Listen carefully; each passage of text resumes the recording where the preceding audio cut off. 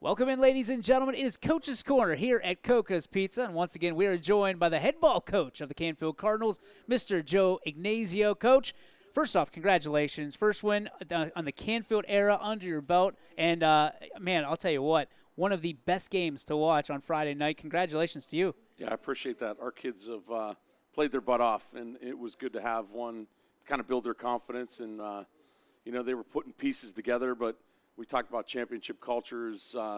You have your best improvement from week 1 to week 2, and we certainly did that. Offense, defense, special teams, coaches talk about it. It's coach speak, as we say. But really, when you're talking about special teams, it goes both ways. For you guys, special teams not only keeps you in the game, but ends up getting you a chance to win the game. Talk about the legitimate importance of those players that are playing special teams, getting those reps, and essentially what it could do for you in early on in a season like that. Yeah, I mean, we're a young team, and, young kids tend to think special teams are a playoff, and they're absolutely not. We talk about it being the first phase of the football game, and our kids had to find that out the hard way because it almost cost them a football game. You're not sound in 2 plays in the football game, and it put our back up against the wall, and they continued to fight, and we were lucky to come out on top. Lots of roses, the handouts. I saw the players of the week came out for the game. Who caught your eye specifically? Yeah, so, Angelo DeLucia, for us, it starts at the defensive front. I think he had 3.5 tackles, a pass breakup, a quarterback hurry, and, that's why he's a Division I kid going to OU. But our defense, I thought, has played tremendous through the first 2 weeks. We had to get things going offensively. We put more on our quarterback to make audibles and calls on his own, and he grew up a lot, and it was good to see that. Enzo Coca, he threw for 174 and a touchdown, and then rushed for 50-some and 2 more, and was fortunate enough to hit the game winner there in overtime. You look at Enzo Coca, specifically, he's a Big Dog of the Week, or Big Dog of the Valley nominee for this week. What did you expect coming into the season, and what has he delivered so far? Yeah, he's a tremendous competitor. We were battling between him and Tyler Scherer throughout the summer, and more than anything, just because those two are fierce competitors. Tyler, you had on earlier, and is a state qualifier in wrestling, and just 2 fierce competitors. And we brought him in and said, you guys are going to compete.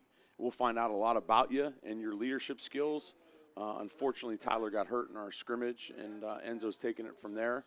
But, when you look at the stat sheet, things that stand out and what make him nominated for that this week is the kid had a huge interception. He blocked the field goal in regulation to send it to overtime. He just fills the stat sheet in areas that, he's not just an offensive and defensive guy. We use him in all 3 phases, and he's been phenomenal. You talked about physicality and how that's going to be a calling card of this team. Going into the Mansfield game, how did you feel, and then how did you feel coming out of it? Grade yourself, grade the team on physicality from that Mansfield game. Yeah, so I thought we were physical. We just didn't capitalize on some things offensively in the West Branch game.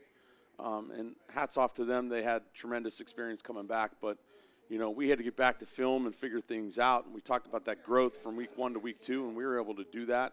Still have some guys out up front, but relied tremendously on DeLucia and Landon China to use the sort of like H-back, fullback types. And put them near the line of scrimmage, almost like extra linemen, but had some success doing that. And we told them it was going to be a 48-minute battle, and it was, and it went beyond that. And our guys, when they battle for 48 minutes or beyond, we always feel like we've got a winning shot. I know this is going to be a memorable one for you, regardless of how anybody remembers it or kind of how you kind of remember it in your own mind. But for you, a lot of times, coaches use this first win of the season, no matter when it comes, as a springboard opportunity for the rest of the season, or perhaps even the next year if it comes late in the season. For you, comes second week. Do you use this as a springboard opportunity and a show-me kind of opportunity to the rest of the guys? Yeah, when we got back to the locker room, they presented me with the game ball, and that was special. But, I told them right away, put that thing in the trash because it really is not about me. I wanted to see it for them because I think – They have all the God-given ability in the world. They just need to develop some confidence. And I think more than anything else, they figured out that, hey, they're a pretty good football team when they want to be. They just listen to a lot of outside noise sometimes, and people are going to tell them it's a small senior class, let's wait until next year and things like that. And we've told them all along, don't wait. You gotta block out all that outside noise, and we expect to be good year in and year out here.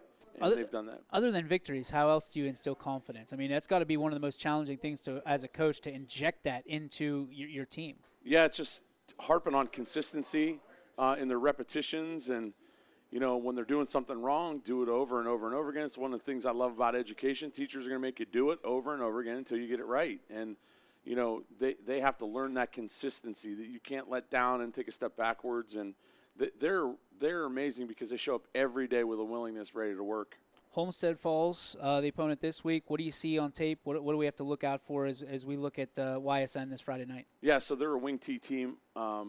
Offense is tremendous. They're led by their quarterback, Jimmy Rosel, I think it is, and he's a returner for them.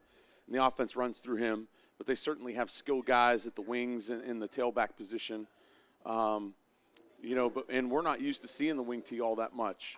But we've always preached it. It's a great game for us because we always know if we're going to make runs in the playoffs, you eventually see, I know Boardman went to the wing T week 10, and then eventually you're going to lock horns with Chardon at some point. And, so it's a great measuring stick to see that early on, and we'll see how we compete. They're physical up front. They've got some big boys. They're well coached. They run to the ball extremely well, and you can see that. That's kind of stuff stands out on film. I've gotten really familiar with that program. My niece and nephew go to school there. Well, my nephew graduated. In fact, the year we won the state championship in football, he was fortunate enough to win a lacrosse state championship the same year there. Wow. And my niece is captain of the cheerleading team this year. So, I'm sure they'll take jabs at me, win, lose, or draw. Either way, they'll get their shots in at Uncle Joe. But, it'll be a neat thing to get up on the road. And, we talk about winning on the road and handling the maturation process of didn't get it done week one. Now we're going to take a little bit further trip, and that's another area that we need to improve in. Well, one of the biggest things is your niece needs to remember that Uncle Joe still controls the birthday and Christmas gifts too. So just pipe it down a little bit. It's okay to cheer for Canfield. We're all proud here. Yeah. Competitive environment, and I think that's the thing that I hear most about your locker room is you have built a competitive environment for everybody. You want to keep everybody confident, yet those younger, you're giving them opportunities to win positions if everybody else isn't working hard. Why is that so important? Is that something that you had coming up that, hey, listen, we got to be competitive in everything we do every single day and no matter what it is?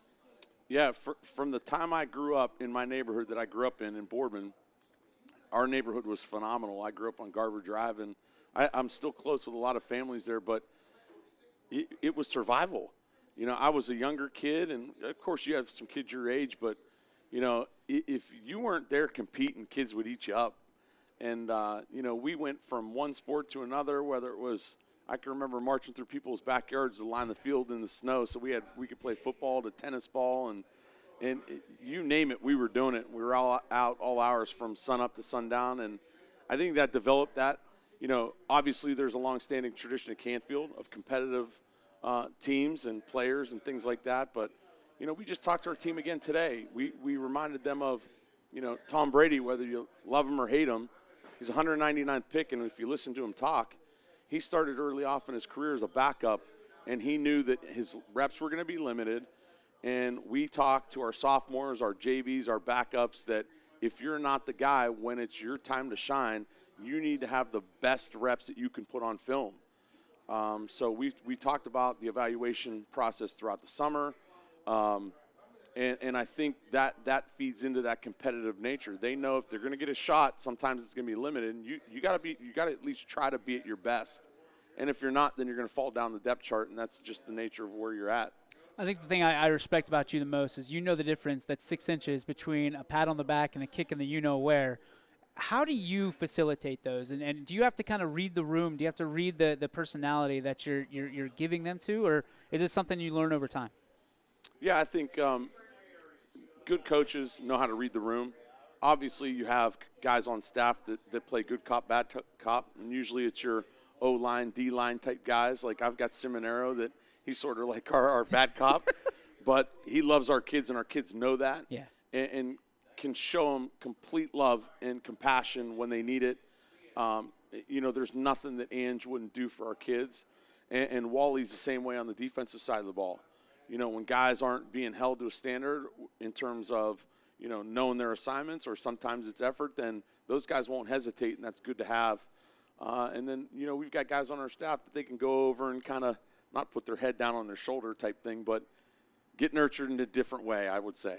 That they're more reasonable and understanding and mild-mannered and laid back, where, your coordinators and guys that have a lot of input into the systems and things like that, have an expectation that's a little bit higher. And so, yeah, you've got, a lot of dynamics on a coaching staff, and you need to have that. But ultimately, the head coach has to be able to read it. And, I've coached with guys that are so set in their ways, they're never going to change, and it's going to be this way for forever. And kids just don't tend to respond to that anymore. It's a different type of kid, and you're not saying that you have to lower your expectations or your standard. You just have to approach them sometimes in a little bit different manner.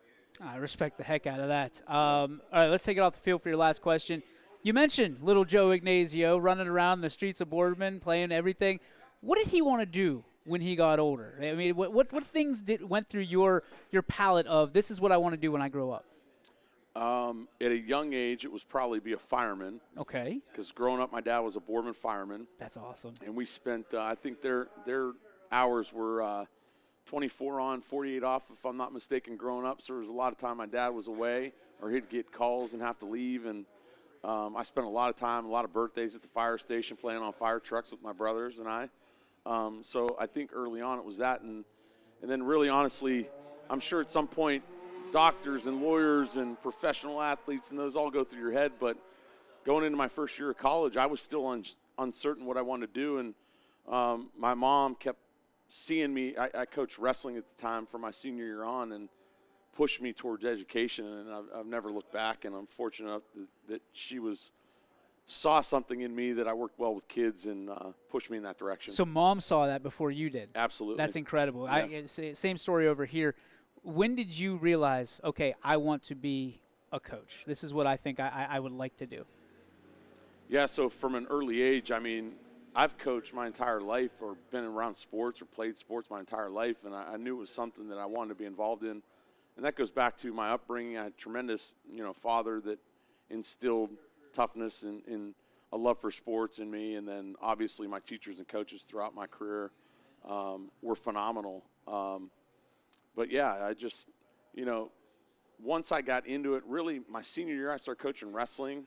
And then as I got hired at Boardman as a teacher and got into football and track and wrestling all at the same time, really started to develop a love for and passion for football.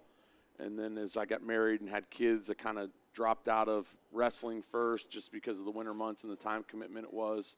And then eventually stepped away from being the head track coach at the middle school, and really focused and concentrated on my career in football. Coach, awesome. Thanks, as always. It's always a pleasure and honor having you. Appreciate you. Good luck this week. Thank Appreciate you. Appreciate it.